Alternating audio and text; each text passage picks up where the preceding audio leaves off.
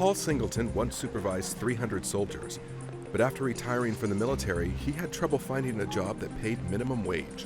A lot of anger, just the bouncing around, trying to get myself in a focus where I can just go back and be employed and just work. Although he was an Army medic and senior non-commissioned officer, Paul returned home from Bosnia and his life fell apart. Homeless for years, he finally found his way to the VA community clinic in Harlem, where social worker Ruth Batista helped him find a job and a place to live. He was looking for employment, and I said, great. I just got this email, this national email about this great program called Intermediate Care Technician Program.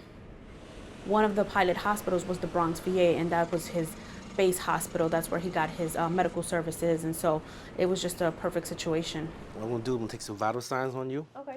The pilot program for ICTs, Intermediate Care Technicians, enables medics like Paul to use their skills. You want any medication for high blood pressure, cholesterol? No. They are trained to be the medical provider in combat conditions in the field when there's no one else around. So when they come out of the service, highly trained, there's no role in the private sector for someone without some sort of certification or title that can be licensed. I was in the Marine Corps. Marine Corps. You guys got the Navy Corpsmen. Yeah. Which is pretty good. The Department of Veterans Affairs understands medics like Paul add value to an emergency room. Hello, Ruthie speaking. Ruth Batista helped Paul apply for one of 3 ICT positions in the Bronx. After the interview, about 2 weeks later, they called me, I was selected. I was still like, wow.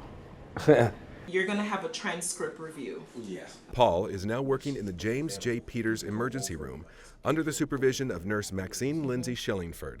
He's been here 6 months and he's doing very, very well. He's able to relate to the patients. He's a very, very good team player.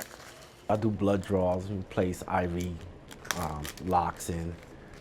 I'm responsible for the stocking, the resupplying of the supplies in any kind of, clinic or ward. IV placement, doing the EKGs, and it's going well. I'm happy because those are my veteran brothers and sisters. So what branch you served in? I was in the Coast Guard. Coast Guard? All right, that's cool. For VA and this Army medic, it's a win-win situation. Hope you feel better. Thank you. Having the ICTs in the emergency department enhances our efficiency and allows our nurses to focus on patient care, and that helps the veteran ultimately because they get their care done more effectively. So not only is he employed now with the ICT program, but he's also in a VA-funded shelter. So it's giving him an opportunity to get his finances in order. And Paul's goals do not end there. He's going to be enrolling in school. He wants to become a nurse.